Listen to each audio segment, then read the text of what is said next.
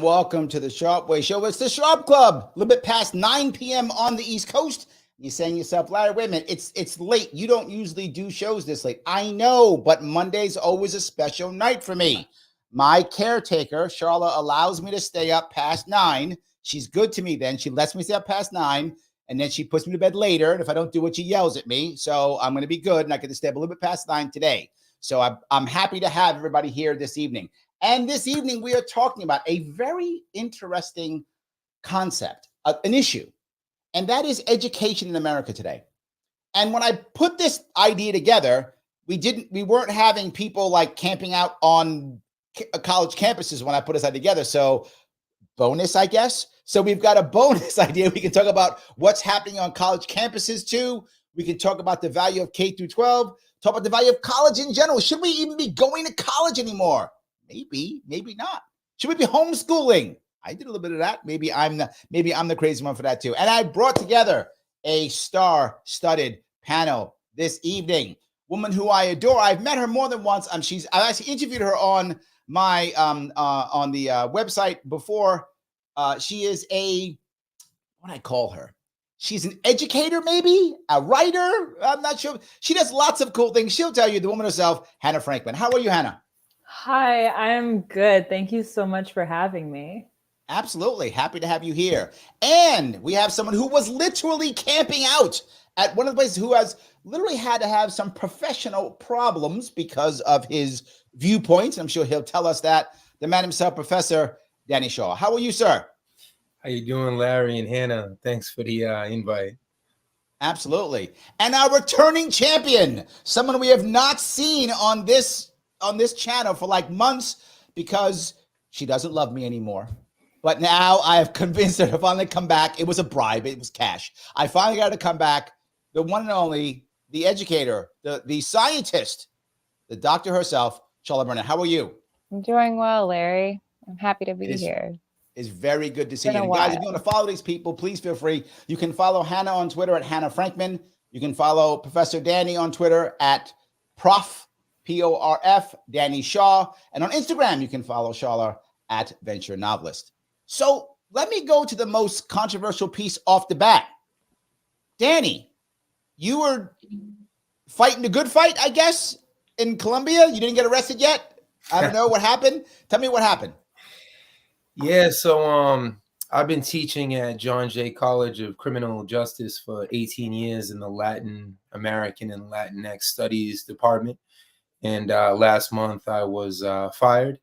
I can go into that. There was a whole campaign against me because of my involvement outside of John Jay in this protest movement to stop the violence on Gaza, violence that I would describe as a general, I don't want to mess up your algorithm side. Yeah, you're gonna get me canceled. Yeah, Larry, I don't want you to end up like me, because then we'll be two unemployed individuals. We'll both be broke. We can't have that. We can't have that. So I went back to let me ask this question. So they saw you outside. Were you and if you can't say anything, I don't want to get you in trouble. But were you invoking John Jay in your conversations? Were you doing that? No. It was through Twitter and Instagram, and all of a sudden there was this doxing campaign against me. But when you get doxed, you get hundreds of thousands of threats. The most common threat is UNAZI. We're going to get you fired. Of course, always. Death threats as well. And then my alma mater is Columbia. I was a student leader there in the 90s with the ethnic studies struggles. I also did my graduate work at the School of International and Public Affairs. So for me to be camped out on the East Lawn and the Butler Lawn at Columbia was the most natural thing. I'm super proud of this generation of student activists. So, I'll begin by saying that. So then let me ask you, see, my worry about this, and let me be the foil. This will make Charla angry at me, but that's okay. I'm talking to her in a while. She'll get mad at me. It's fine. So what about the idea that people always say, I don't want to send my kid to college because if I send my kid to college, you're just going to make him an activist. That's what you're going to do. You people are going to brainwash my kid and turn him into an activist. Well, if I see this camp out, don't I as a parent start going, man, maybe those guys were right. Isn't this a problem? Oh, you can yell at me now. You want me to start with that one? I mean, I come from an No, I wanted Charlotte to yell at me. That's what I wanted her to do. I think she doesn't agree with that. But Claire, no, you get my point, though, right? You do get my point, right? I mean, everybody's an activist. It just depends what you're passionate about, right? And how far you're willing to go to make change. But I think whether you're on the far left or the far right, you still hit the streets, right? I think most people are not activists. I think the vast majority of people don't want to step up, which is why this is such a big deal. I think most people don't. I think most professors are not going to do what Denny did. I think most can say, let me go back and shut up. I'm going to go teach my class. I'm going to get paid. I think most are not activists. I don't think most are at all. I agree with people, same thing. I agree with Larry. I mean, in my department in Latin American and Latinx studies, my colleagues have not said a word. Few private DMs, but they don't want to get fired. They don't want to be associated with me right now. And that hurt me. I've worked with them for two decades. I'm not taking it personally. I know there's an incredible media blitz against Palestine. I think it's one-sided media coverage. I have no regrets about what I did. That's the way, my mother raised me. I don't think being an activist is a bad thing, but I agree with, I don't know who said it, but most of us are not activists, whether it's students or faculty, we're not activists. We're the antithesis of activists. I think it depends on the cause. I think what I've seen is most people, and this is just my personal, I don't know that many of them. The times I've taught at colleges, I've been like as an extra, right? They bring me in as a guest instructor, right? And so I've done some time in these situations. And all the teachers that I met there, very few of them what I think are outspoken activists. I would think most just want to kind of write their book, right? That's kind of what they want to do. Most do. And the ones who are outspoken are the exceptions. I mean, Hannah, you're shaking your head. Yes. Are you like, is that because I'm right or because what? I think you're right. But I want to backtrack for a second to what you said about parents being afraid of sending their kids to college because they're afraid that their kids are going to become activists. I hear that a lot in the too. Libertarian world. Like there's no tomorrow, like every other parent, like it is a common issue in the libertarian world. It's a big deal. It's a common issue, and it's an issue because it happens. But I don't actually think it's college's fault. I think it starts way sooner. Not the activism, but the susceptibility to the activism begins way sooner. I think that it's a problem that goes all the way back to like preschool and kindergarten education, honestly. I think it's a well-founded point because it does happen. Kids go to college and they change because they're around. I saw it my daughter in high school, right? My daughter, now she's 20. She's in college now. But when she was in high school, and my daughter doesn't want to be an activist. She wants to just go to college and get out. She's like what I'm talking. She didn't care about activism. She wants to go to college and get out. She's not a thing for her at all. But I saw it in high school. It's one of the reasons why I pulled her out. I homeschooled both my kids for a little bit of time. And one of the reasons why I pulled my oldest one out early is like she literally in high school, she had to do something that was activism or she couldn't graduate. That was part of her grade. I'm not joking. Like she had to do something activist. And I said, what are you going to do it on? And she goes, Dad, I can't do it on anything that you would want me to. I said, why? She goes, this is what she said. She goes, I'll fail. And this was a Manhattan high school. She said, I'll fail. I said, what do you mean? Well, the teachers tell us what we can do and what we can't do. And I said, I'm pulling you out of that school. And so my fear I saw happen. So I do worry about that. And that was high school. And now that she's in college, it's a similar situation. I mean, most of my friends here in Lansing, Michigan, who are doing any type of activism never went to college. In fact, most of them are kind of rough around the edges, formerly homeless individuals who have very little to lose and are willing to put their body on the line. There has always been a tradition in the United States where students protest because Usually they don't have a career, they don't have a family, they're able to protest. They have a little less to lose than the everyday citizen. But I think anybody can, at any period of time, can get moved by something. All of a sudden your child comes out as being queer. Now it's your mantle. Your child who has a disability gets taken advantage of by a doctor, and now you're, a medical malpractice activism. We live in a world in which we have all this information about all of these global pressures, whether it's climate change, war, famine, and it's not necessarily being at a university where you get that information. You can see it on the news, you can see it on the internet. And so people are now becoming fanatical about all kinds of things, whether it's the earth being flat or it's, It's not. children being massacred in Gaza. So I don't think it's necessarily has anything to do with the university per se. It just has been that when we're faced with tragedy where we really should be taking action, it's them who are able to do so. I don't know if I agree with that. Can I push back just a little bit? And you guys are please push back on me if you think I'm wrong. Yeah, but I think some of it's cultural too inside of an institution, because I don't think the level of activism inside of different universities is not all created equal. And I think some of it comes down to the culture. I think that, well, it's funny you say that, because, when I spent some time, again, doing some classes at Columbia and some at Yale, both at the graduate level, both at the business school. And when I remember Columbia, everybody in my class, my business school, all wanted to go into finance. Like they were all like Wall Streeters. Every one of them was Wall Streeters. Maybe like 10% weren't, maybe, right? And I did veteran work at John Jay. They almost all wanted to go, obviously, to become cops or law enforcement, something like that. Obviously, John Jay, big on that. And when I was at Yale, Yale was the most open. Yale, there were people who wanted to go into marketing. They wanted to go into politics. They wanted to go into nonprofit. They wanted to go everywhere. So for me to see Columbia more active than Yale blows my mind, because I always thought Yale's culture would be more that way. I was at Columbia. These are the kids who all want to go to Wall Street. They don't care about Gaza. They want to finance the war. Business, they don't want to, right?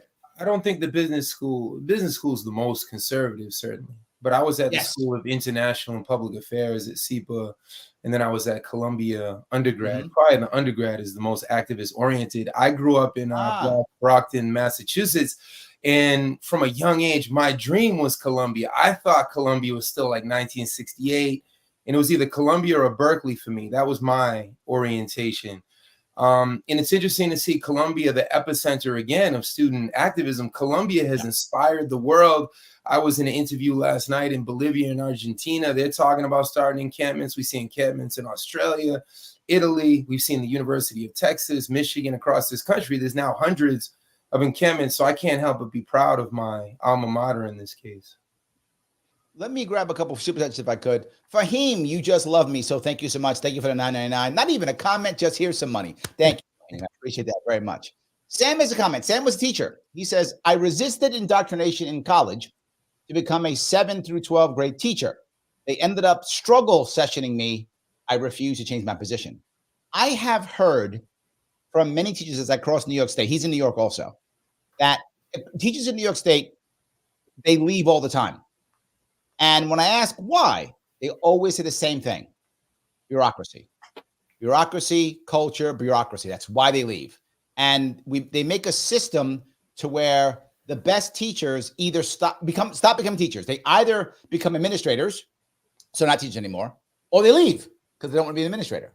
How New York State runs, I don't know about other states. The average teacher in New York State, it's a good job. The average teacher in New York State makes between $70 and $80K a year. It's a living wage. Look, they're not buying a second house, but it's a living wage. I know some states teaching is not a living wage. In New York State, it is a living wage being teacher, but an administrator, it's like two or three times.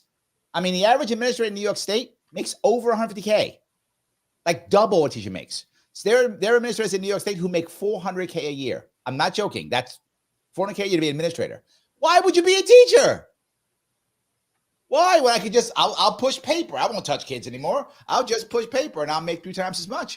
So I do see that part coming here, and I feel like a lot of parents don't like that either because there's so many administrators and no teachers, and it makes them upset also. That's one thing I don't know. Is that similar in college? Again, I'm an outsider in college, so I don't know if that works that way. Dr. Danny, is that working that way? It depends. I mean, college is a two-tiered system. If you're full-time, if you're tenured, you're balling. You're in the 150,000 range, really no complaints. But if you're like myself for the past 2 decades, it's very difficult, perhaps because of my ideological persuasion. But when they have you as part-time, it's basically $4,000 per course. It's chump change. It would be the same as being at Target or Walmart. And that's not hyperbole. That is concrete. It's an insult that so many of us college professors are so underpaid. And people often stereotype us and say, well, look at these privileged college professors. Who are they to take this or that stance? And they don't know our actual concrete reality. So I think it's offensive how we're paid. And that would never happen in the public schools in New York City. Public school teachers, for the most part, have very good benefits. We just got insurance a few years back. I went over a decade without insurance as a college instructor. It's true. The public school teachers in New York State are, again, they're not wealthy, but they get a living wage. It's a good job to have to be a teacher in New York State. It's not a bad job. It's a decent job. You make a living wage and you get benefits. So it's a decent job. Absolutely. I totally get that. I don't know, but Hannah, you would rather us, I'm sure, spend more time homeschooled, more time in alternative schools, more time doing alternatives. Am I right? Yeah, I think any family please continue. No, but then if we do that, isn't the pushback always the same? If I homeschool my kid, if I put my kid into a private school, if I pull my kid out of public school, 2 things. Aren't I hurting the public school, right? Which is going to be using maybe poor kids. So I'm hurting the poor kids. That's number 1. And number 2, how am I going to create my community? How are my kids going to have their community if they're sitting at home? Don't you get that pushback? Oh, I get that all the time. I spend a lot of time on Twitter, and these are... You fighting on Twitter? These are the most common comments that I get from people who are not regularly, for some reason, some posts I make crosses their radar. They're not familiar with they're not someone who's already following the homeschooling movement or the alternative school movement. And this is I get this every day. I'm going to talk about the socialization one first, because I think that's maybe the simpler question to answer. I was homeschooled from 1st grade all the way through 12th grade. So this is not just hyperbole. I'm speaking from my own experience. Almost every homeschooler I've ever met is better socialized than public school kids. Public school kids are so afraid of interacting with adults because they've only ever experienced adults as authority figures, and they've only ever experienced older kids as this removed thing in a different classroom or a different building. And homeschool kids spend their days around other adults all the time. They go out into the real world with their parents, and they're seeing adults at the library and at the grocery store and at the bank and other. It's funny you say that, because I've seen literally, I'm a business consultant during my day. When I'm not doing this, I'm actually doing some work here or there. So when I do some work with businesses, what I am hearing is more people who are recruiters looking for homeschool kids. I'm not joking. That's a thing. They're like, oh, you homeschooled? Oh. And I've seen it. And this is only anecdotal. But I do know that businesses are looking for homeschool. That I know, that I've seen data on. That's true. But I've seen anecdotally college recruiters looking for homeschool kids. Same thing. The idea of a homeschool kid, since I think the lockdowns, has the image of a homeschool kid is changing, because they're doing so well on standardized testing. They're doing so well on some of these entries. They're good at interactions. They're good to interviews. I think you're right. The homeschool kid, the mindset is changing. Yeah, they're better equipped for the needs of the real world. They're better equipped for college because they understand how to be self-directed in ways that kids that went through public school all the way to 12th grade, it kind of puts them through the ringer their freshman year of college, because they've always had bells and places that they have to be and attendance. And it's very clear cut what they have to do when. They don't really have to be autonomous in order to do well, except maybe being responsible about getting their homework done. And then they hit college and they have classes at weird times, and there's nobody there to wake them up in the morning and nobody to tell them how to balance their schedule. And all of a sudden they're kind of floundering to find their footing again. And, many of them do just fine, but it's tough. And homeschoolers have kind of been training in that since, I mean, honestly, I homeschooled my youngest one for 3 years. Mm-hmm. And then when I shoved her back into public school, she was ahead of everybody. She was like, and she wasn't, when I pulled her out, she was not. When I put her back in, she was. So I really, it did matter. But look, I'm also lucky in one regard, right? My wife stay-at-home mom, right? So when you've got stay-at-home mom, that makes things a whole lot easier. I would say stay-at-home spouse in general, right? Whoever is the teacher.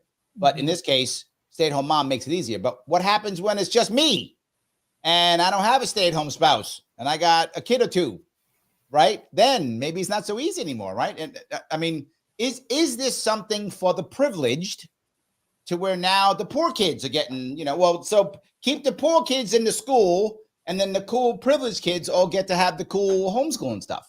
No, none of the families that I grew up with homeschooling were privileged. Many of them were like cut down to one income because one parent wanted to stay home and homeschool, and they were driving old cars and living in smaller houses and like making very deliberate decisions because they valued the education of their children more than they valued a second car or a vacation or, whatever they wanted to be spending their money on. A lot of them, like I remember grandparents bringing their kids to homeschool classes because the mom was working, or there was one set of families, these two moms that were best friends, and they both had part-time jobs. Like both of their husbands were working full-time, like primary breadwinner, but both of the moms had part-time jobs because they couldn't get by with just one income. And so they would alternate their schedules so that one of them would have the kids when the other one was working. Families are doing, I know another homeschooling mom, her kids are both graduated now, but she found a job at a nonprofit where they let her bring her kids to work because she was a single homeschooling mom, and the nonprofit was like really pro homeschooling. Yeah. Danny's now telling me that most of the college professors are broke. Charlotte's saying all her people she works with are broke. You're telling me all the people homeschooling are broke. Is anybody privileged around here? What's going on here? Like everybody's broke. No matter what we do, they're all broke. What? Maybe we should be protesting Gaza. Maybe we got to bring back Occupy Wall Larry, Street. The stats: 1% of the population owns more than 50% of our wealth. This is true. You're not lying. It's true. Well, maybe we got to bring back Occupy Wall Street. Maybe we got to do that instead. Maybe we're protesting. Danny, you protesting the wrong thing.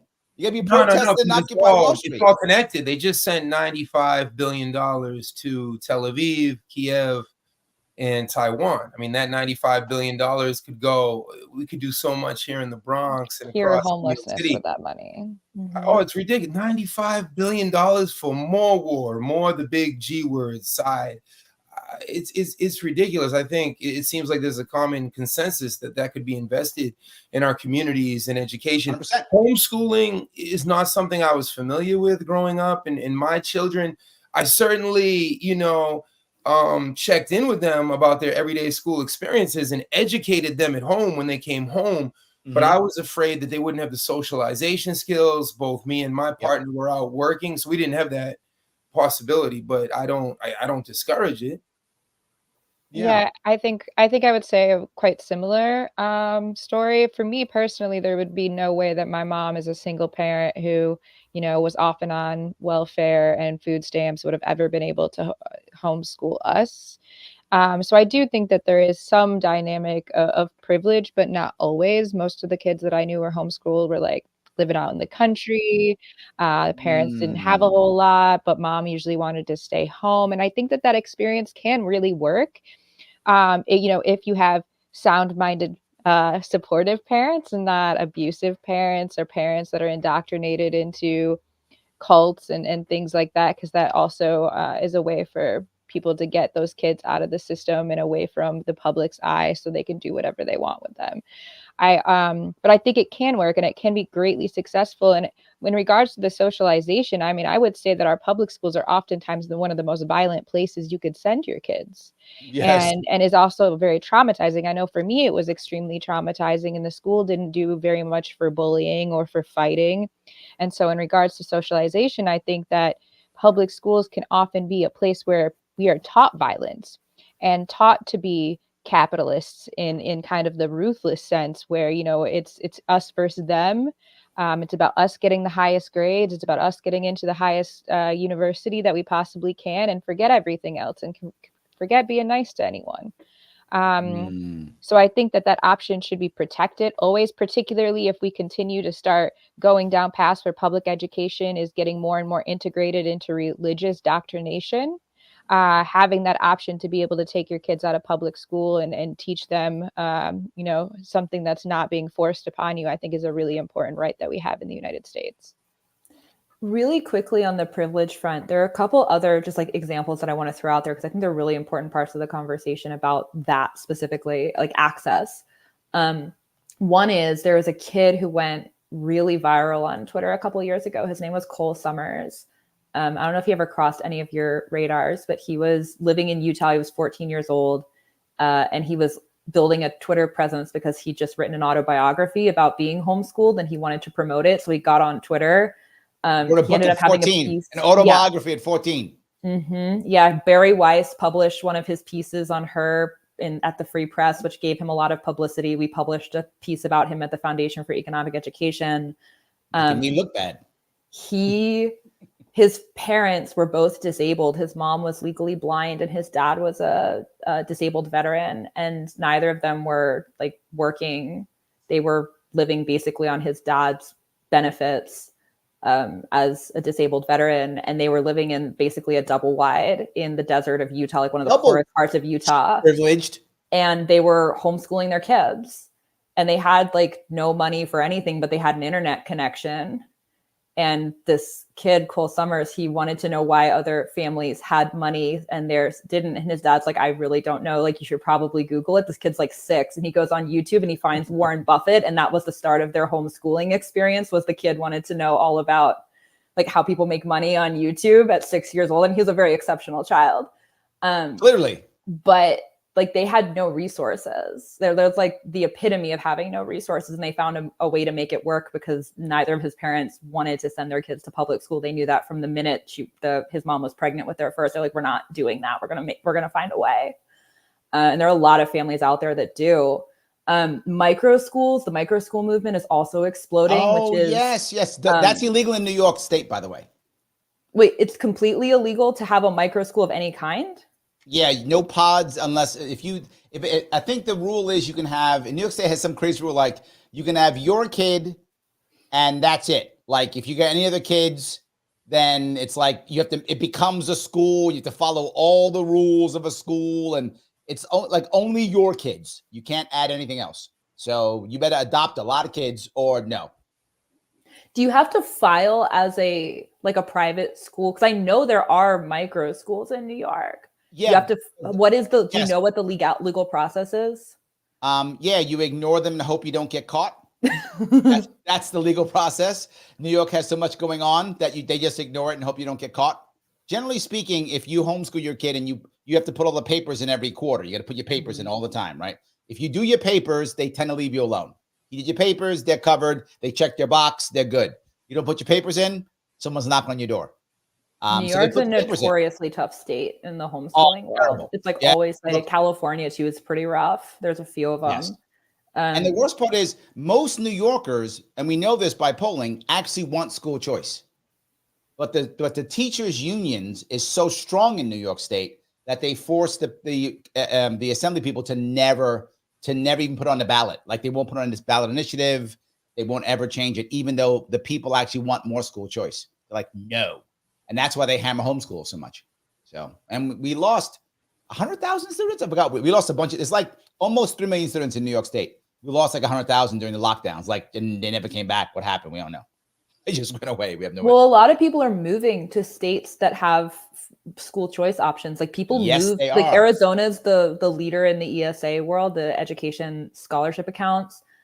Families move there to find Jenny Clark, who runs this organization called Love Your School that helps people find like what they have access to in Arizona and now in West Virginia too. I had her on my podcast a couple of weeks ago and we were talking about it. And she said she gets calls all the time from families that are looking to relocate or are relocating to Arizona because there are more education options. It's pretty crazy. 100%. But in states that are freer, a lot of the micro schools are being operated and attended by families that are low income. Like it's not normally a privileged family thing. Nobody's privileged. I'm privileged. Just me. I'm the only privileged guy out there. It's just me. Charla brought up something that I find fascinating, and that's bullying. Both my sons are survivors of bad, like beyond bullying. The homophobia, that stuff is so sad that just because you dress different or your hair, who knows what. I mean, in the Bronx, it was brutal. It's the internalization of how much violence from around us. I wrote a year in review account of school shootings. There were over 675 school shootings and random shootings and mass shootings in the United States in 2023. So I wanted to get into the sociology. How do we understand why is this so inevitable? Why can we almost guarantee that in 2024 those school shootings and mass shootings will go up? I don't know if anyone remembers Bowling for Columbine. It could have been called Bullying for Columbine. The Michael Moore film, the documentary, did an excellent job looking at how our young people internalize, whether it's U.S. foreign policy, they solve every problem with some invasion of Panama, invasion 100%. of Grenada, invasion of a country we've never even heard of. Yep. So I think we have to go deeper into, and I lead all these workshops across New York City, anti-bullying workshops, and now there's also cyberbullying is a separate workshop, and it's one of the most demanded workshops. Why? What are our children doing on video games? What are they watching on TV? What are they seeing on the internet? What music are they listening to? Why are they socialized to be bullies? Yeah, no, I think it's a very valid point. And then I feel almost like we need something to be part of, and we'll be part of anything, right? And if, I can be part of people who yell at, Danny's kid, let's all get together and do that. That's our new mission of the day. We want to do the cool thing of the day. We're part of the cool kids club and he's not, so we can be cool. And I feel like that happens a lot. I feel almost like our youth are just lost. I feel like, and maybe I'm wrong here, but maybe because I'm older, but when I was in high school, there was a movie. I don't know if any of you have seen the movie. It's an 80s movie called The Breakfast Club. And it basically is it's a movie that basically kind of shows like all the cliques within a high school, right? Like there's the preppy girl and the jock boy and a dirtbag guy and the loner girl, right? And they're all like stereotypes. But I felt like that was like the thing when I was growing up. People fell into cliques. And even if you weren't one of the cool kids, you still had your own clique of people who you were kind of together.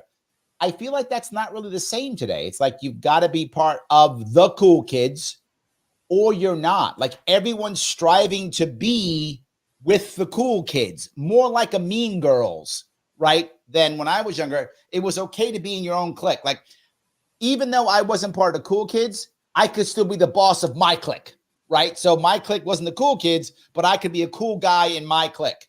Now I feel like, no, you got to be the cool guy. If you're not, we're going to bully you. To your point, Danny, we're going to get you on. It used to be when I left school, I could go home. And if I had a bully at school, it didn't matter because I was home.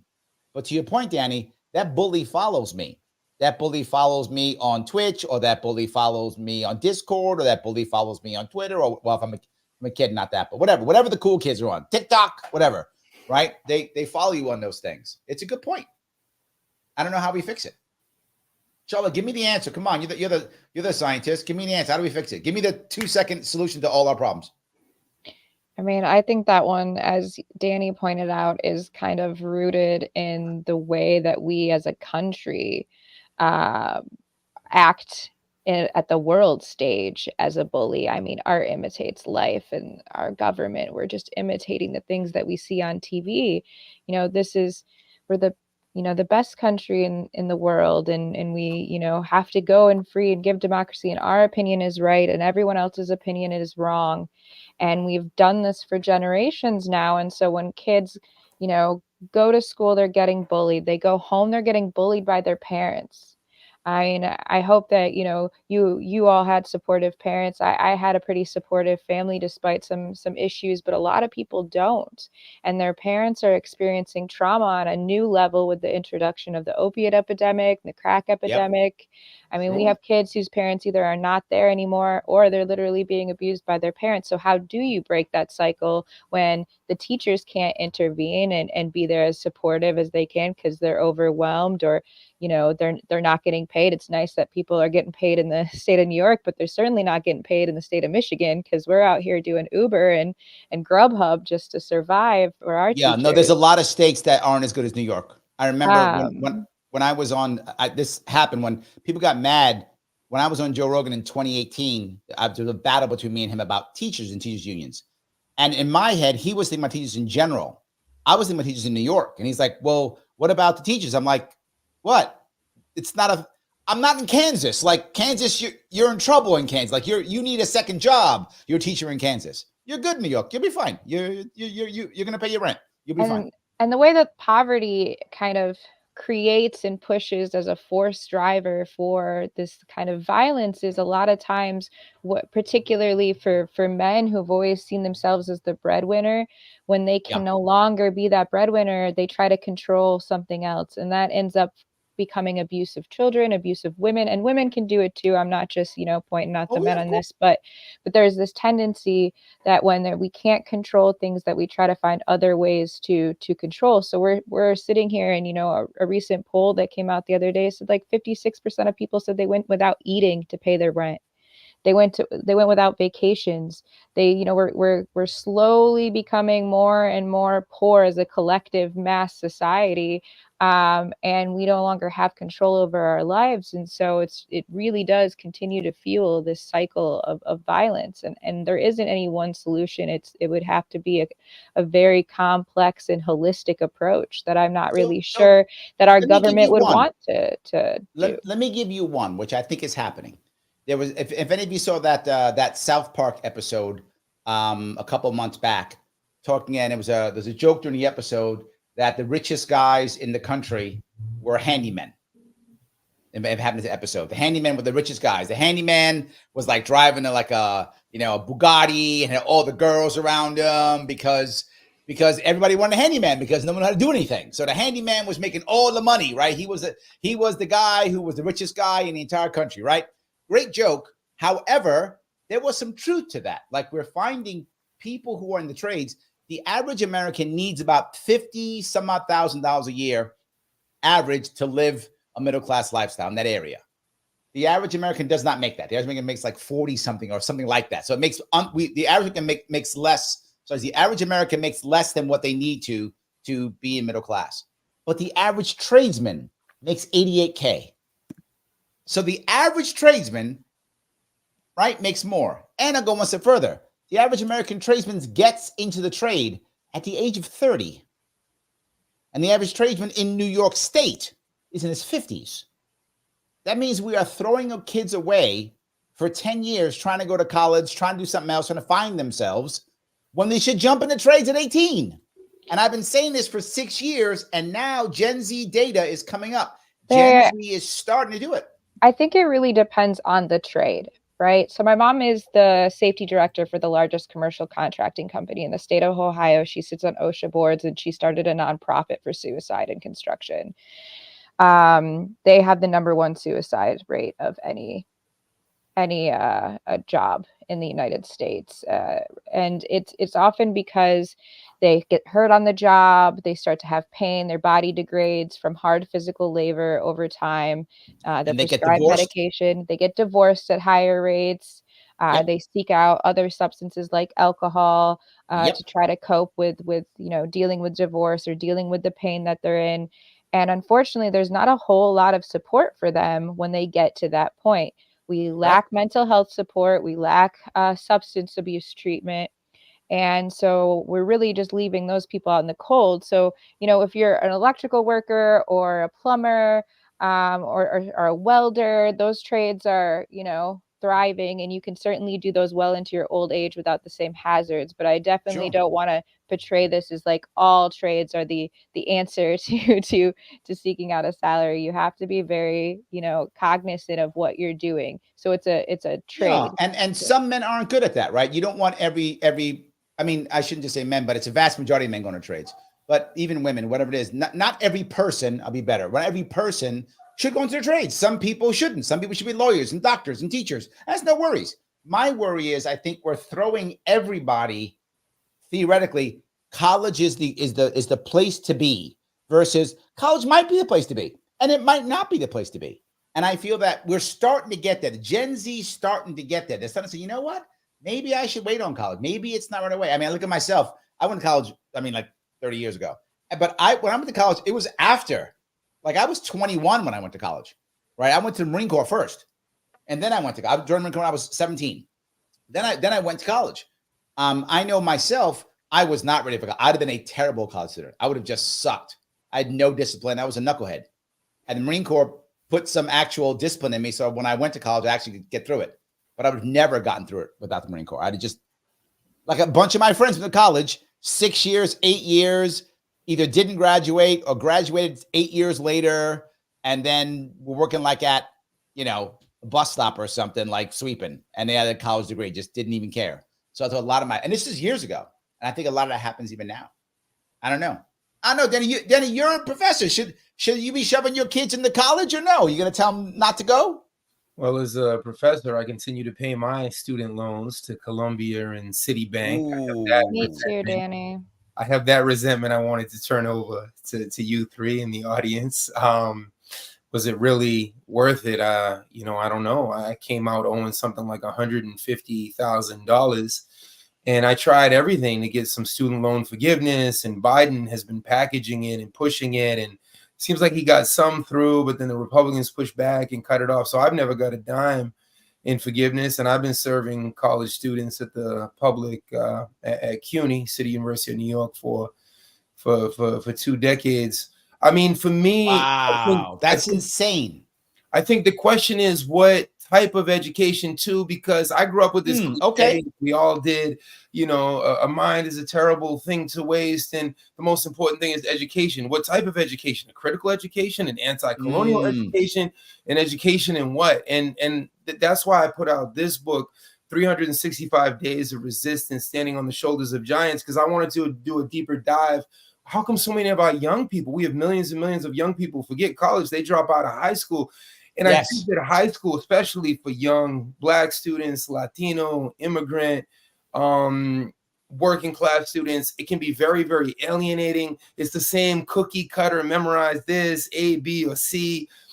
And I had an alienating experience in high school. I inspired myself. I was very self-didactic. And I encourage all the young people watching, you have to be self-taught too. I think that's the main lesson from Malcolm X, from the Black Panther Party for Self-Defense. Whenever Audre Lorde has that amazing quote out of Brooklyn, the master is never going to give us the tools to dismantle the master's house. So regardless of where people are, question everything. That's what I encourage my students to do. And I like that. Primarily, and question our textbooks primarily. Start off in I like that. So can someone purchase that book? They can. Where can they purchase that book? Please tell me, Danny. Where can they purchase online? That book? They can find it. Barnes and Noble. Your favorite corporate sponsors have it. There we go. The system is going to pay him some money. So buy his book. Let him pay off some of his debt, guys. Buy his damn book. Be good to him. Plug, Larry. Absolutely. I can't remember if it was Pew or if it was Brookings, but they just released a study that 57% of newly college grads can't find a job 2 years out. Yeah. And obviously that's higher for students in the liberal arts. But I think that for lots of other countries, particularly in Europe, I'm unfamiliar with others, they study and you take a test much earlier and you decide your track path much earlier, which is problematic in many ways. But at the same time, a lot of that is based off of current economic assessments about how many students they will need to fit specific jobs. And we obviously have the technology and the analytical capacity now to understand and predict how many jobs we're going to need in the future and what industries.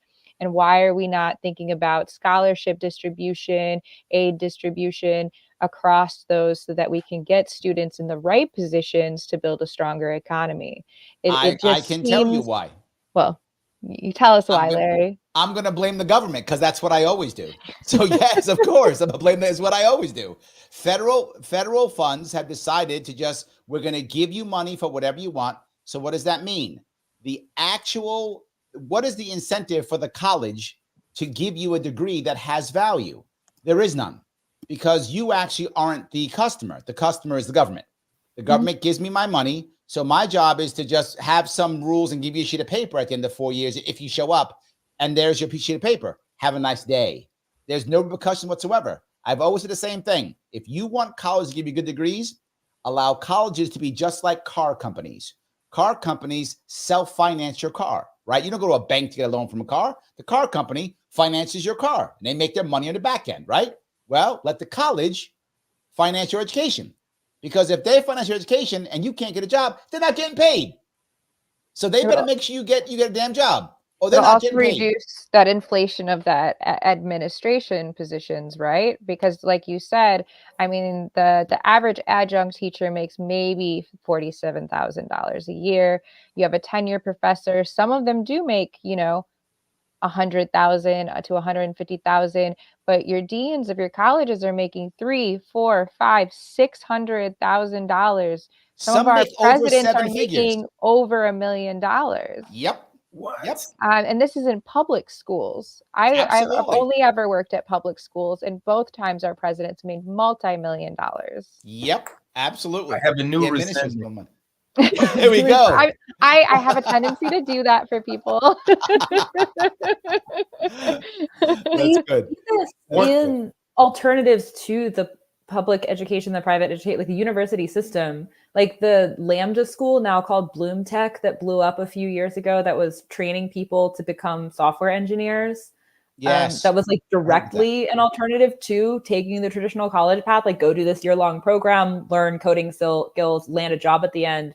Their payment model was an income share agreement.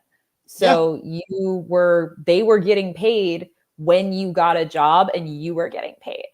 Yes. Which had all of the incentives correctly aligned, like whether or not income share agreements is a great model and whether or not that's like a wise decision for a student to make. Like that's a very different conversation. I have very mixed feelings about it, but it aligns incentives properly, where all of a sudden the company cares about whether or not they're delivering a good product, because that's where they're getting their financial gains. And that's how it should be. All of a sudden you're incentivized to pay your instructors more and to have more competitive instructing positions, because the quality of the instruction is what leads to the quality of skill in the graduate.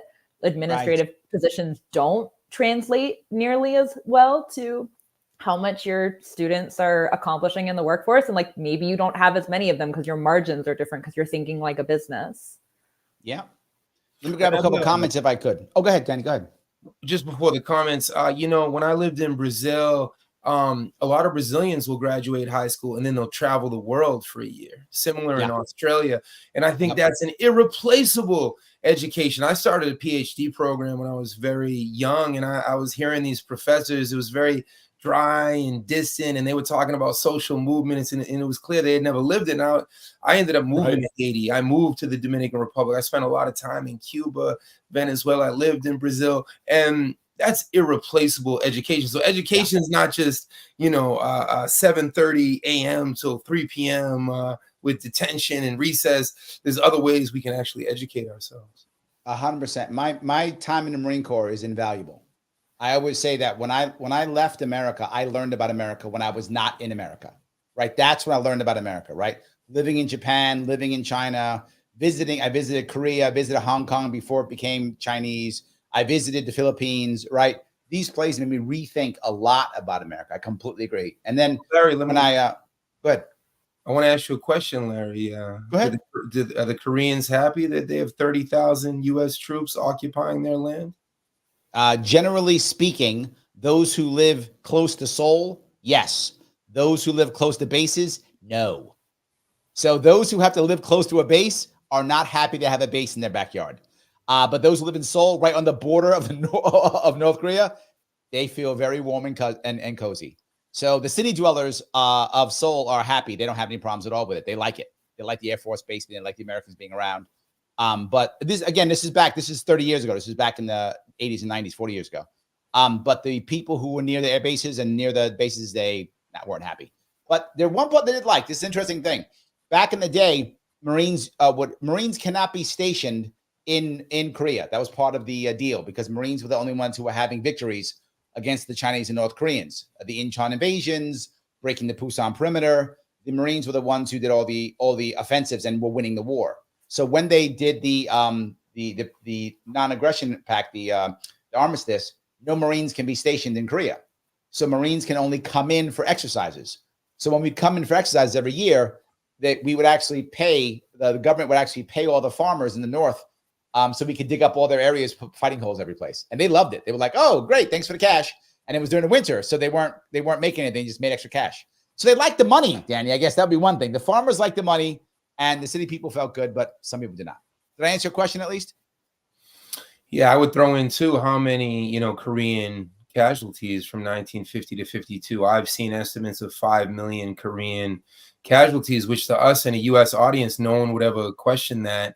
It's just called the Korean War, and the U.S. we're taught. Yeah, but to be fair, and that number is huge. But to be fair, in that war, casualties on both sides are Korean, right? So it's not just one side took 5 million casualties, right? Both, and that is a civil war. So in both sides of that battle, both are so civilian deaths in the North and the South are both Korean. Military deaths on both sides are both Korean. It's not like one side inflicted 5 million deaths from the other. Both sides slaughtered each other. U.S. bombardiers inflicted, many, many deaths. That's the point where I was going.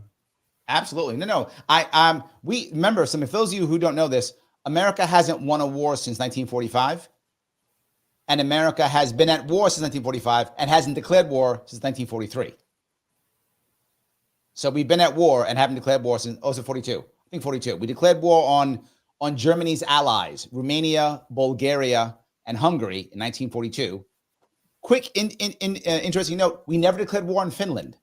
Even though Finland was a Nazi ally, we never declared war on Finland. We only declared war on Hungary, Romania, and Bulgaria. See, you guys learned something new today. This show gives you cool trivia. Look at that. We never declared war on Finland, even though they were a Nazi ally. We did not do that. So. One thing that I wanted to piggyback off of what Danny said is I have to agree with you. I feel, and you said the same, Larry, is that I lived in France for 2 years while I was going to school. I lived in Liberia. I lived in Palestine. And I have to say that those experiences taught me more. And the people there challenged me more to think critically and outside the box and from the way that I was raised than at any other point. I don't want to discredit the faculty who challenged me and pushed me throughout university, because they really did also contribute to who I am today and the way that I think. But I do think taking that time to leave the country is a great experience for people in the United States. And unfortunately, the majority of people don't even have a passport. Yeah. Felons can't leave. So we really, the system tries to keep people contained and viewing Correct. things from a very specific way. And I think that public education, and this is not just in the United States, I think any kind of government sanctioned public education will always have some component of wanting to paint a specific narrative that meets their objectives. And that's the important part, I think, in something that's slightly distinguishable from public education, K through 12 versus in college, because it really is kind of the first time where individual faculty members can try to institute their own kind of perspectives and ask students to challenge those, ask students to think a little bit more critically, whereas in K through 12, there isn't that critical component. And I know there are teachers who are definitely trying to push the narrative one way or the other. But I think, as Danny said, for our students, it really is just trying to get them to think critically. Whether or not they agree with what I agree with, that's not the point. I just want you to be able to leave that room and argue your point thoroughly and intellectually and from a standard of empirical thought, rather than just repeat and regurgitate something that you've been taught, which is a tendency, again, K through 12. It's take the test, repeat. But how this is to Danny's point. How can I expect a student who maybe is 19, 18 in that area to come into my college and now do that when for 12 years they've been told, don't you dare dink outside. Don't color outside the line. No. The answer is A because I say it's A, not because it makes sense.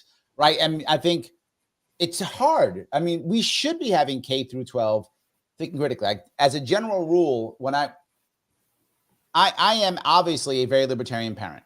So when my daughter would get in trouble in school, I know you're so shocked, Charla. So my daughter would get in trouble in school. I would always just say, do what you will. I don't care. And they'd say, well, it'll be on a permanent record. Nobody cares, man. Nobody cares about your permanent record. Remember one time this goes to your bullying point, Danny. It's a perfect example you talked about. My daughter was being bullied. And I taught my daughter, you were to fight back for the bully no matter what. If they physically bully you, if it is a girl, you would take your open hand and smash her in the nose and break her nose. If it is a boy, kick him in the balls. That's it. You hit a girl in the nose, you'll drop her. She won't fight you back. Hit a boy in the nose, he'll just punch you harder. So kick him in the balls, he'll drop. And she got it. She's like, yes. So some boy's bullying her. So she bullies him back. She scolds him. He gets upset. The bully gets upset, calls his mom. Mom calls the school, brings me in. I said, so the kid that you're getting mad at my daughter about, he's been punished for bullying before. Yes. So he's a known bully. Yes. So he was bullying my daughter. Yes. And she fought back. Yes, she can't do that. She can't fight back. We might have to suspend her. I said, really? He went, yeah. I said, suspend her. Do the whole week. I said, I'll take her out. I'll give her a party. It'll be amazing. He's like, what? I said, yeah, it's fine. Suspend her. I don't care. Well, it's a permanent record. I said, nobody cares. It's fine. Suspend her. Literally. And you know what he said? He goes, well, we're not going to suspend her this time. And what I learned was this guy's goal, this administrator's goal, wasn't to punish my daughter. This guy's goal was compliance. This guy's goal was compliance. And of course, he was administrator. The teachers, they weren't part of this. They were like, yeah, the teachers actually were happy because the boy was a bully and was making their class crappy. They were happy that my daughter put him in his place, right? They were happy. But the administrators couldn't do that. The administrators, they did that. So I know I'm going along on this, but my point is, as I pushed back, my daughter became a critical thinker by default. She's like, oh, I can just ignore these guys? Yeah, no, it's fine. Just go do your thing. It's totally fine. And I think you're totally right, Charlotte, but I think K through 12 does a bad job of that. And I think that's one of the reasons, there are many, why so many of our kids going to college struggle. The average kid, it takes them 6 years to graduate college now. It used to be 4. Now the average is 6. I think they struggle because of that. There's a weird paradox where all of K-12 education is built around college preparedness, like college admissions. Like the entire education system is built around having a transcript in your 11th grade year that will get you admissions in a good college. Like that's all everybody cares about. But it's not actually built on college preparedness in an academic and intellectual sense. Correct. You go to college and you have no idea what to do. Most kids are not ready for college intellectually, and they're not Correct. ready for college in terms of career preparedness either. There's this strange pressure that we put on kids that by the time they turn 18, they're supposed to know what they want to do for the rest of their lives, which is incredibly unfair and not really developmentally appropriate for a lot of kids. Like most kids don't have enough understanding of the world to know where they fit into it yet. And so we're trying to push them into choosing a path that they're going to commit to for the rest of their lives. They're taking on tons of debt to prepare themselves for that career. And then they're trapped in it often because they have to pay off the loans that they took out. And I'm gonna blame the government again. Watch me do it again to make Charlotte happy. I'm gonna blame the government again. It's because the government pays the schools based upon placement, their placement percentage. That's how they get their cash. So if the K through 12 schools have a high placement percentage, they get more cash. And if they get more cash, well, that's all I care about is my money. So I just want you to get into college. Once you're there, I don't care if you fail. I got my money. Good luck. And I think I thank you for allowing me to blame government twice in one show. Thank you. Whenever I do that, I'm always feeling good. We put that pressure on the kids too. Like it matters more whether or not you got into a good college than whether or not you graduated. Right. Like people applaud Stanford dropouts. Like the San Francisco tech people made it cool. And now if you say you dropped out of Stanford, you're in like good company, even if you didn't. I'm the cool kid now. Company, you got into Stanford, and that's the thing that matters. It's like even the students to a large degree don't care whether or not they graduate. All the pressure is just on getting in. Yes. Well, let me, if I could talk to my audience, guys, if you're watching this show, do me a favor. If you're liking it, click the like button. Click the like. But if you don't click the like button, what you are saying is you hate my daughter. I've spoken to her about her more than once. So if you don't click the like button, you hate my daughter. You're a horrible human being. So click the like button. Click the button that is like. Do so now. It is important. Please do so. Also, if you're watching on Twitter or X, whatever you want to call it, repost this, re-X this, retweet it, do the re-thing, do that. If you're watching on YouTube, you can, if you want to, super chat me if you want to. That's awesome. Love that. Everything goes right to the front. You can also, if you want to become a member, because you want me to do more of this and less of this working thing, then click that join button, $5 a month. Come on, I give you good stuff. It's worth $5. Do that. It's a lot of fun. But more importantly, please follow these lovely people who have given us so much time, being so good to us. Please follow Hannah on Twitter at Hannah Frankman. Please also follow Professor Danny at Prof. Danny Shaw on Twitter or X, and buy his book. It's a good book. Go buy it. And also, please follow Charla on Instagram at Venture Novelist. So let me grab, if I could, a couple of comments. Got a lot of comments here. I want to grab some of them if I could. Let's see here. Wow, so many of them. Let me just grab one or two of them. Maybe I'll grab more than one or two. So many of them. David says, administrators and teachers unions are the problem in the education system. I believe that, but not always for the reasons you think. In other words, I don't think administrators are bad people. I don't think that at all. I think the system changes how they have to judge success, and therefore they do so. And then teachers don't get to teach, and they get upset. And I'm going to go through New York, which I know. In New York, teachers jump through hoops to become teachers. They get all kind of special degrees. They get all kind of special licenses. They got to have special experience. I'm assuming other states are similar. I know that's in New York State. Then they go into a classroom to have an administrator tell them everything to do. Mm-hmm. Well, then why did I go to school and learn everything? And why did I jump through the hoops? If I'm going to walk into the classroom and I can't be a teacher, I got to do what the administrator says.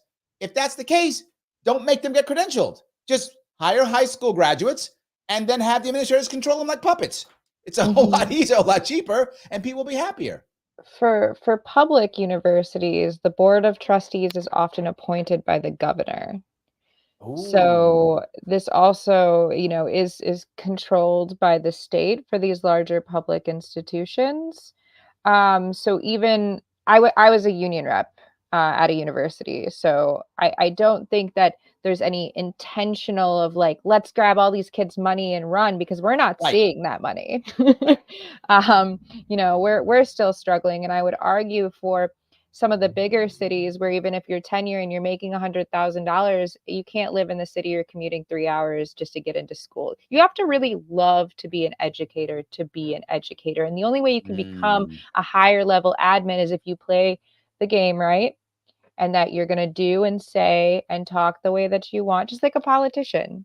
And that's essentially what it is. It's a politician. You messing up, Dad. You ain't playing the game. And that's the kind of how life works in general, right? If you're not going to, talk in the right way, if you're going to walk outside of these specific lines, you're going to be shut down and you're going to be punished, because that's not what they want. They're not looking for educated, critical thinkers who are going to be revolutionaries. They're looking for people to stay in line. Yeah. And unfortunately, when you think about it, it's been like this now for a couple of generations. Sure. If you think that changing a bureaucratic institution like a university is easy, even when it's not something that is like the system that's keeping it in place, you can barely change a department culture and policy. So now it becomes, what type of intervention would we need at this point? And it would have to actually, again, even though the government is causing this problem, it would only be the government that could provide a solution. So it's just, with what's going on with Larry, your campaign, and others who are in third-party candidates, just like showing how in the United States that the two-party system is trying to maintain power. This is a system that obviously they thrive in. Yes. And it's obviously benefiting their constituents, because we're not really their constituents at this point anymore. They have very specific constituents. This system that we're talking about in our education benefits them. Yes, absolutely agreed. Can I jump in for just a second here? Please. Because there's one very important point that I want to make in response to this, which is that no one we're talking about is trapped inside of this system that sucks. And that is one of the points that I talk about the most, because this is so much of the work that I do is around helping parents and also teachers. I have a very large subset of my audience that are disgruntled teachers who are either already have left the system or are trying to get out. No one is stuck in it. The incentives are terrible. Yes. And, to Charla's point, if you love teaching and the system is very broken, but you feel like you can hopefully do some good inside of it, there's a strong desire to stay, even though the system sucks. But there are other ways to be a teacher. There are other ways to be an educator besides conceding to play the games of the very bureaucratic, very top heavy, very antiquated system that we've sort of inherited after many generations of meddling and good ideas that were often not very good ideas, and like well-meaning people that were not always and terribly well-meaning who were designing the system that we now have in place. You can leave. And I'm with you, Hannah, but I got to be very forward. Please. Yes, you can, but it's not easy for several reasons. It's not easy in certain states like New York State, where literally they will come after you. And I have a couple comments. I'll show you that they'll actually come after you if you don't do the right thing. And it's also not always easy socially, right? Do I have, to Charlotte's point earlier, do I have a social, network that I can fall back on, right? When things happen, do I have that or not?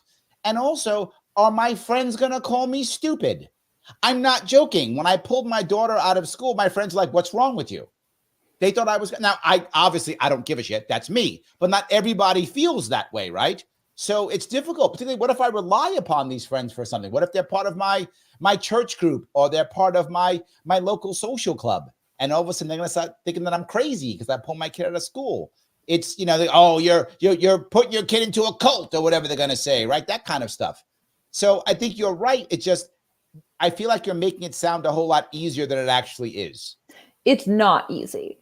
Okay, good. Then we're on the same page then. It's not easy, and it's highly dependent on circumstance. I mean, I grew up homeschooled all the way through. My parents are the type of people who are very comfortable going against the grain, and they don't really care what other people think. Like my grandparents on both sides were very apologetic when explaining to their friends that their grandkids over here were homeschooled. Like they would always kind of feel a need to like over explain it. They didn't approve. They didn't understand. Yes. My parents just didn't care.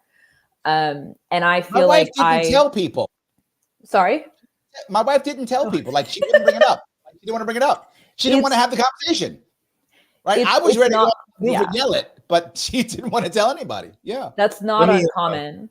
Then the climate's changing very rapidly, and that's a very new phenomenon post-COVID. I think some of the discomfort and social stigma evaporated during COVID because everybody had to have their kids home, like sort of like right. In a figurative sense, everyone was homeschooling for a little bit during COVID. Right. And it stopped being this, like, you're not an alien anymore. You're not from like Mars or some other solar system. If you have your kids at home all day, like everybody has a frame of reference for that now. The Overton window shifted. Right. That's true. But as dissatisfaction with the system across the board increases, it's easier and easier to find people who understand what you're feeling. And it's easier and easier to find a community of people to homeschool with. But when I say exit the system, I don't just mean homeschooling. Like I'm not a homeschool absolutist at all. I think that if you can homeschool and your kids have the personality for it, and you have the personality for it as a parent, then it's an amazing option. And it's like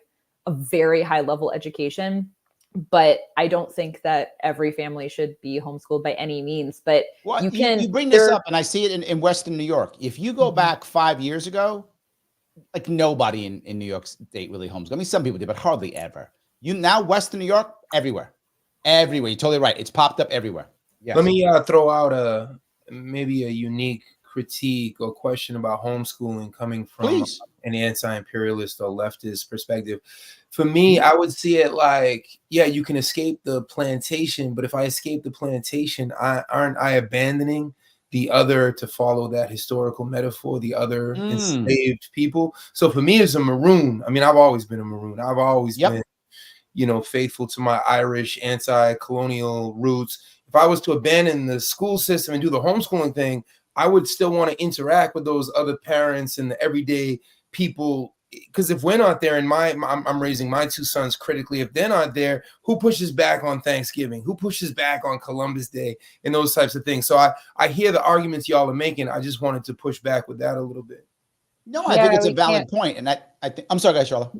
we can't separate ourselves necessarily from the community that we're here and bonded with, because I slightly feel, the same in that way, Danny, is, a lot of times, and I think that through my life, it's come in waves. Sometimes I'm like, screw the system. Let's get the hell out of here. Let's pack our bags. Let's leave. Let's go to a deserted island and let's never talk to anyone again. We'll make our own homestead. I'll have my own cows and chickens. I have chickens, but all that stuff, right?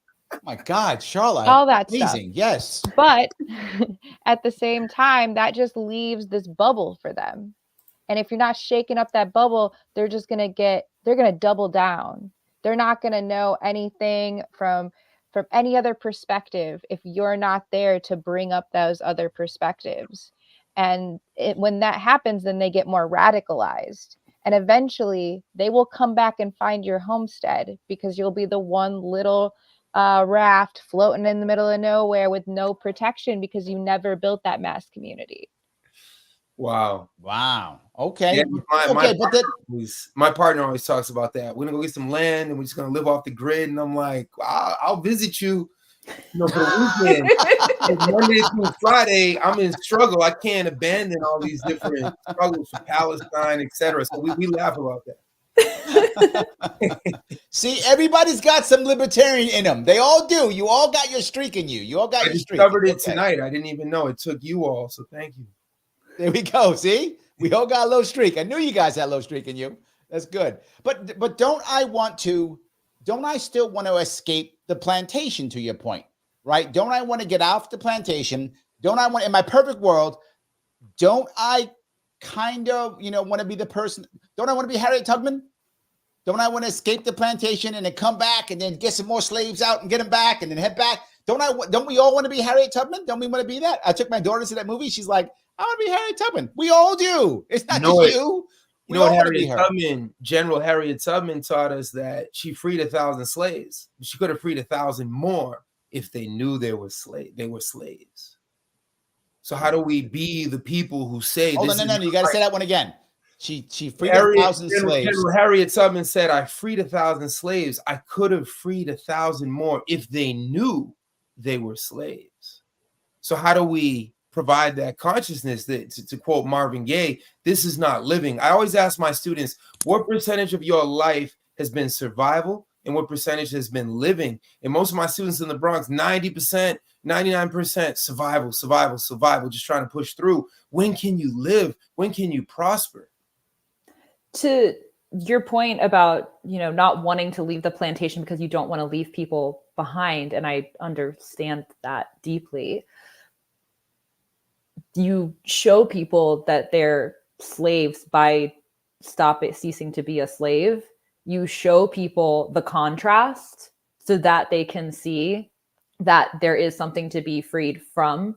And the difference between the plantation era and now is that we have so much less separation.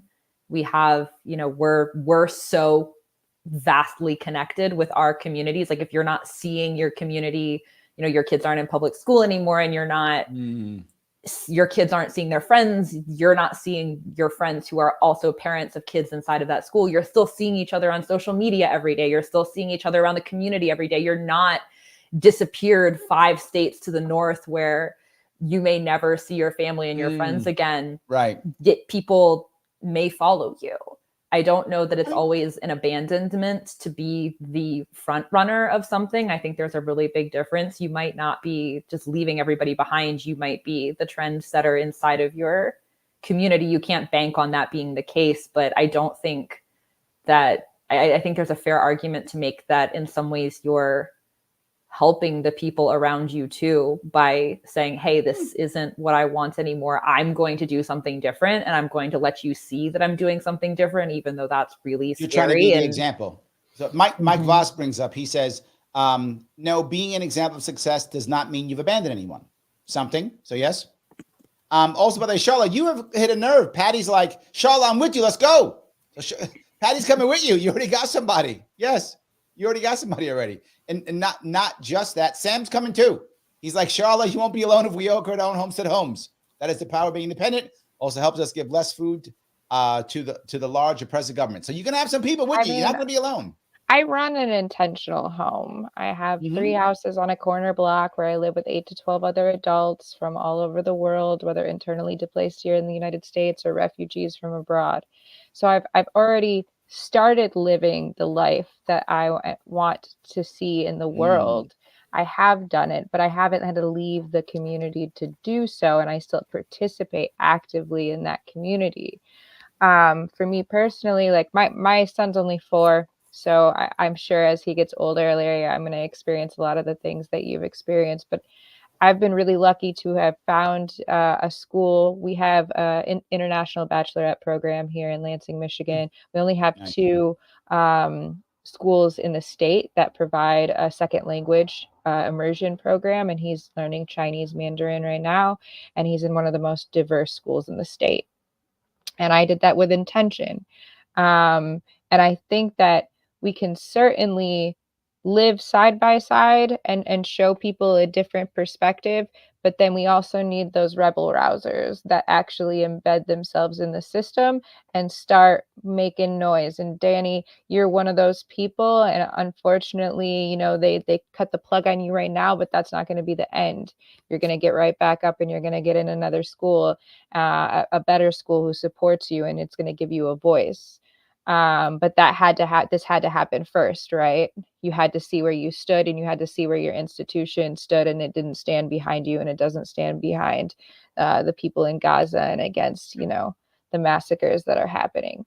So, but you will, and you probably don't even realize it yet, but you have started a movement probably back at your university of people who are angry on your behalf, and you just can't see that reverberation yet. It'll come back. I agree. My department, there's about 19 or 20 of us. Ironically, I'm the only non-Latino, but I lived in Cuba, lived in DR, had a lot of experience, and they were petrified. They didn't speak up. They didn't want to be the next ones to be on the chopping block. But other departments gravitated towards me. Another department's giving me an award for extraordinary professor, this and that. And it was interesting that the rabble rousers from each department, we all began to congregate. So it did start a movement. We now have the city college encampment. I mean, Columbia started it 13 days ago, and now there's hundreds of encampments across the country. We see riot police slamming. It's across the world now. In Atlanta, like, why are they slamming professors down? What if we're the criminals? Out at Columbia, when they raided last week, they have helicopters, NYPD helicopters. They had snipers. They had snipers on because of the noise of the helicopters. And some students. You teachers are scary. So that's why they got snipers. My 5 foot, 140-pound me. I'm so terrifying. Yeah, I'm scared. I need a gun. I'm scared. Like, what are our weapons of self-defense? Books, pencils, pencils. One of the students said to me, like, "Professor, we're a bunch of geeks. Why are they treating us like this?" And I just started cracking up. We're a bunch of geeks. So let me go now to the piece that I recently started with, and we walked around a lot of ideas, a lot of stuff, but I want to go back to it though. And that is, what is the actual value now of education, right? Should kids be just heading off to college now, right? I've always had a thought process, right? You guys tell me if I'm wrong, that if you have a plan, meaning you want to be a doctor or a lawyer or an engineer or something, go to college. Makes total sense. You got a plan. You know what you want to do with your life. You want to be a teacher, whatever. You have a plan, and college is part of that plan. Awesome, go. Or 2, you can get into an Ivy League school or a school that has a good network. Like you go to the, even not Ivy League, you go to the academies, right? If you can go to Annapolis, right? If you get to go to West Point or some place that has a great networking ability, or wonderful also. Otherwise, why are you rushing off to college at 18? Why aren't you doing something else? Why aren't you either traveling or working or some combination until you figure out what the next step is? That's kind of where I think kids should be nowadays. If you're 18, that would be my advice to you. If you're 17, that would be, if you ask my advice, that would be my advice to you. Do you have a plan? No, don't go to college. I think for me, I can't say whether or not my life would be anywhere near the same, but I personally think that college has saved my life. It got me out of a really bad place in a bad neighborhood. Most of my friends are dead or in jail. And I probably would have followed the same path. Not only did university help me to be a critical thinker, but actually student loans gave me access to travel. Student loans made me be able to go study abroad in France for 1.5 years, and I wouldn't have had that experience without Michigan State's amazing international study abroad program that allows you to take your financial aid and transfer it to a foreign institution of your choice, one of the only in the country. You know, had I not had that, I think you might have seen a very more conservative Charla than you currently have now. It helped me get through my master's degree, and it helped me conduct research in 3 countries. You know, those 3 countries further expanded that. Had I not, there's no way I ever would have been able to take a gap year. To be forward with you, Charla, everything you said for you, I could have said the same for me with the Marine Corps. Yeah, sure. Everything you said, the same thing happened to me. Marine Corps saved my life. It allowed me to travel, taught me how to be a leader, taught me to be a better man, communication skills, you also could have died. Yes, I could have died. Sure. Charla was holding a pen. You were holding a gun. So I don't know if it's true. Comparable. I always say whenever I show up in another country, I got my notepad and my pen. That's all I need. Yep, and then my white helmet for the period of time I was with the UN. You know, I mean, I was out there, but I just took a different role. Yeah, my helmet was camouflaged. It wasn't white. Mine was camouflaged. Yes, I think mine was technically blue. Yeah, probably blue. Yeah, I thought they'd do that. The UN does the blue helmet. That's right. Yeah, blue helmets. Blue. Yes, exactly right. So I don't know, is it worth? I mean, what about the look? Snork Y2K says took 10 years to pay my student debt, another 10 to pay my wife's. So I've been paying it for 30 years. What's 10? He's complaining about. I'll be paying it the rest of my life. Me too. 10 is I envy. I forgot the name, but I envy you. I have no student debt. Never have. Now I might have died, but so I sacrificed I sacrificed that for me to have no student debt. That's what I sacrificed because I have no debt. I got my college degree when I was in the Marine Corps. So mine was, I spent like, I don't know, years of blood. That's it. But that's it. No real money. That's it. Nothing. Just nothing. What are you gonna do? Just a little PTSD. Nothing to worry about. That's all. A little PTSD, TBI. What are you gonna do? Easy. So yes. Hannah, is it worth it? No. Well, the knee-jerk reaction is no. No. The nuanced answer is, you know, to your point, if you want to be a doctor, if you want to be a lawyer, if you want to do something that legally requires the licensing and a degree, then yes, that's, you know, if you're sure that's the path that you want, then yes, absolutely, it's going to pay for itself. I didn't go to college. I was homeschooled all the way through. I skipped college to go apprentice with entrepreneurs because I wanted to get into business. I never had any student debt. And I was, you know, by the time I was in what would have been my junior year of college, I was working full-time inside of a startup, helping to build a company, building portfolio experience that helped me land multiple jobs after, had a positive net worth, very specific to, you know, the path that I wanted to be on. But I graduated from high school in 2015 when it was like, this was before the slew of articles started to come out about whether or not a degree was worth the monetary investment. 2017, 2018, this conversation started to really pick up. In 2015, Goldman Sachs been talking about it for years. They were saying, don't go to college. Goldman Sachs was saying it years ago. Yeah, but it was you Google like, should I go to college? And everybody's just like, yes, you're going to ruin your life if you don't. It was scary not to. Right. But you know, so many of the, like to Charla's point earlier, you know, more college graduates than not anymore are either unemployed or dramatically underemployed, but also underemployment is a big problem. For anything that's skills training or career training, the world is changing so fast now, and the pace is just going to continue to accelerate, that anything that's career focused is not going to be, like, by the time you graduate with a degree, the things that you learned are already going to be outdated. Like, I run a marketing agency, and the things that we're doing like are different than what we were doing 6 months ago, a year ago, because the tools are changing and the platforms are changing. Funny you say that. As I said, I consult with businesses during the day. That's my day job. And when it comes to tech companies now, I was saying this 10 years ago. It was a trend I already saw. If you have a master's degree, you're a no hire. You're a no hire. for having a PhD. Oh, no hire. You're no hire. No Yes. hire. No You're hire no hire. anywhere. Yes. You don't talk to people. You're not a real person. You just know how to read books. Correct. Yes, you're no hire. It's the opposite. And now even I think it's 4 states just last year removed their requirement for a college degree to hire people. Actually, I think it's PBR just did a huge spread on.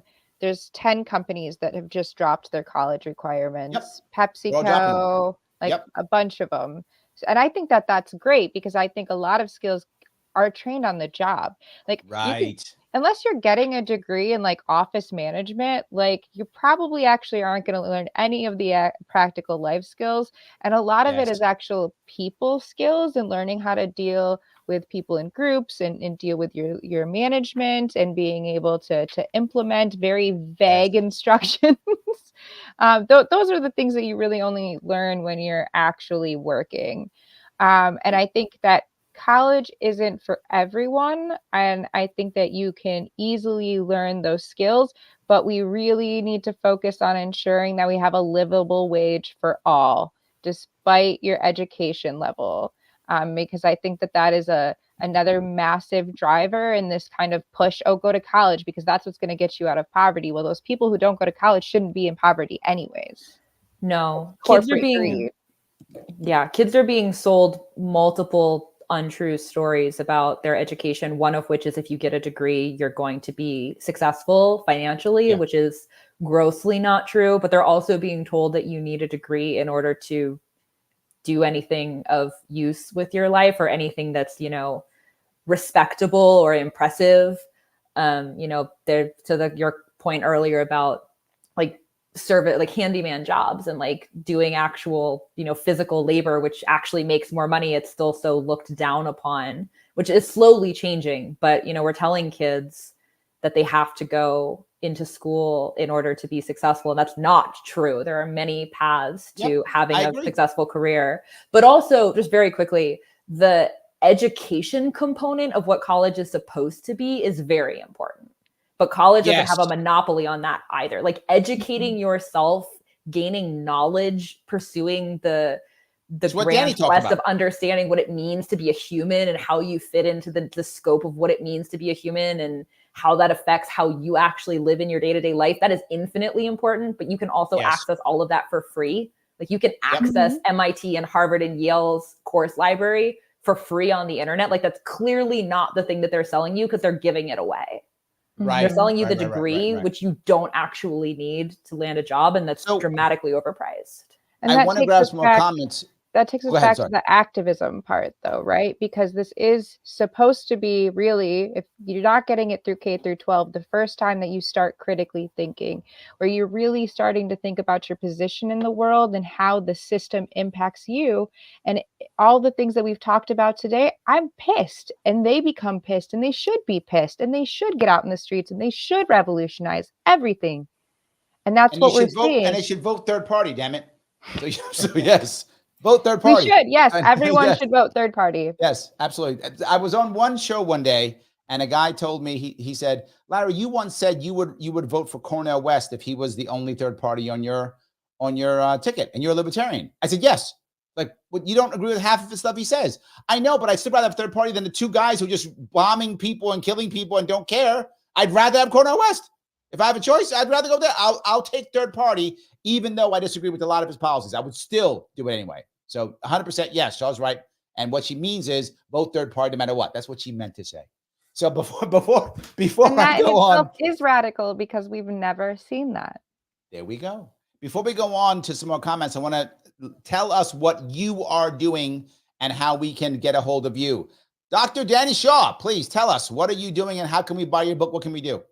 Well, I love Charla's point about the lack of passports in our hands. I hope more of us can see the world, experience the world, and going to Cancun for a week with Mexicans waiting on you. I always tell my students that doesn't count as true international travel because even if passports have gone up statistically, most of our people, whether it's my cousins or students, maybe they're just going to the Dominican Republic for a little vacation. That doesn't count. In terms of the Ivy League, it's not even about the education. Why do people send their children there? It's the networking. It's the networking 100%. Of the richest and most powerful families.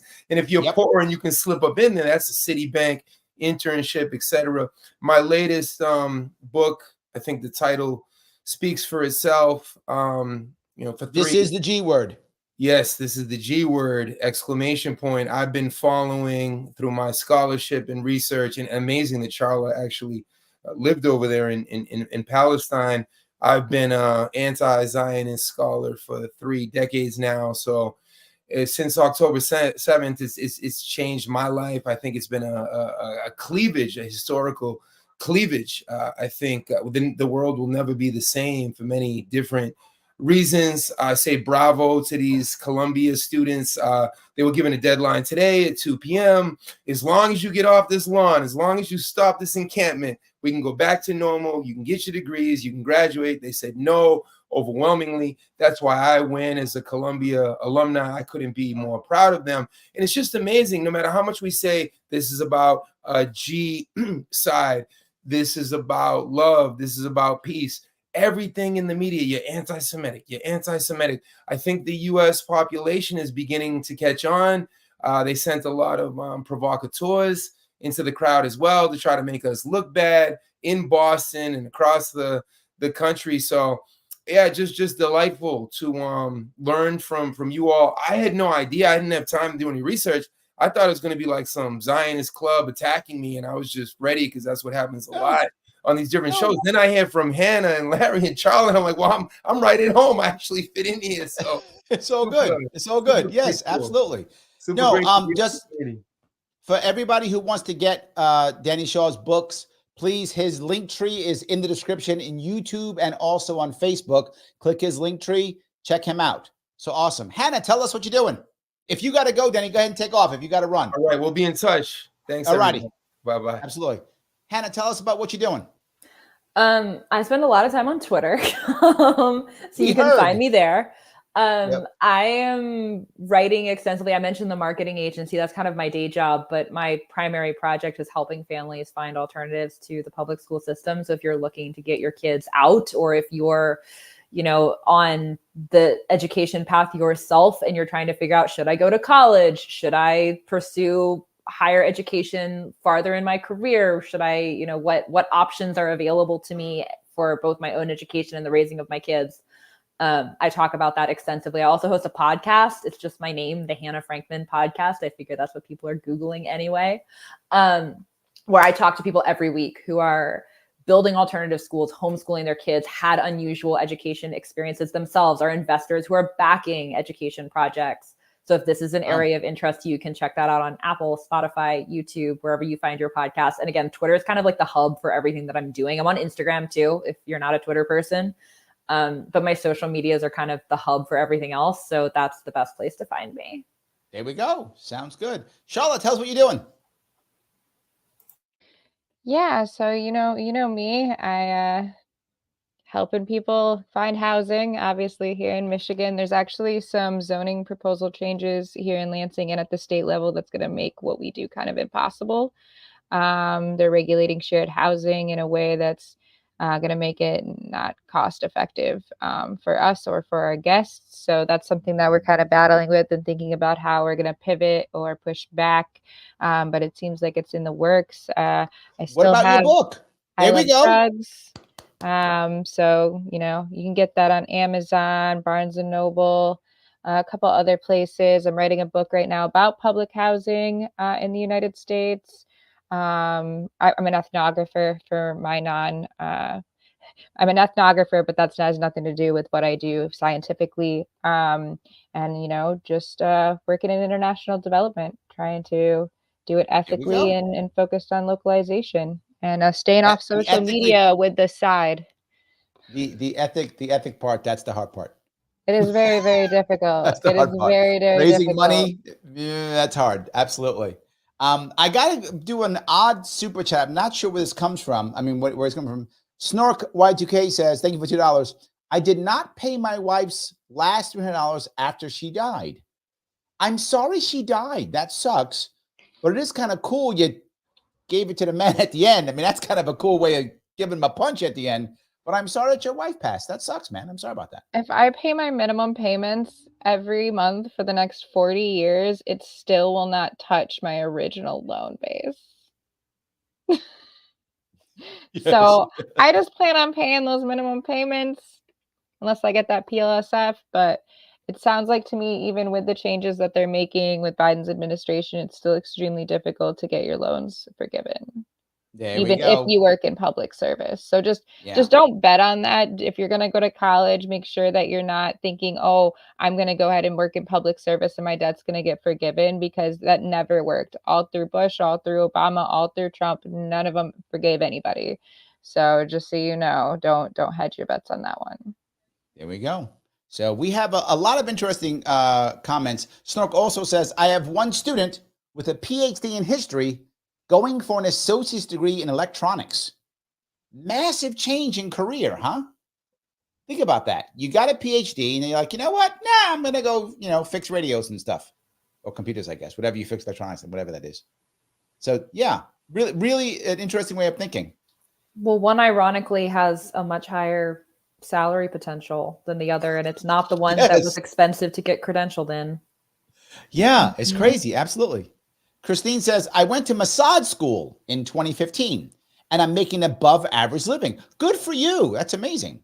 You got to find what you're passionate about. Christine, it's funny. There's two parts. I got to be two parts of this, though. People often say you got to find your passion.